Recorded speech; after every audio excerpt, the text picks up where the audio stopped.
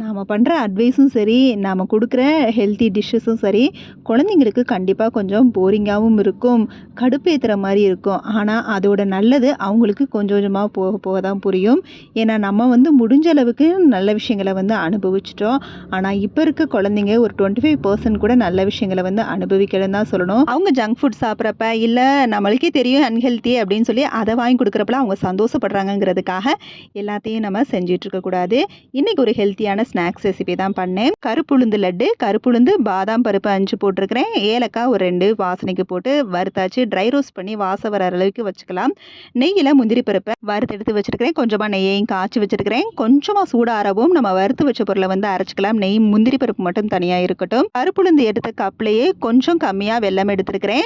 எல்லாத்தையும் மிக்சர் ஜாரில் போட்டு அரைச்சிக்கலாம். அரைச்சி பவுடர் பண்ணி சளிச்சு எடுத்து முந்திரி பருப்பையும் காய்ச்சின நெய்யையும் சூட்டோட அதில் சேர்த்து சூட்டோட பிடிச்செடுத்தால் லட்டு சூப்பராக வரும்.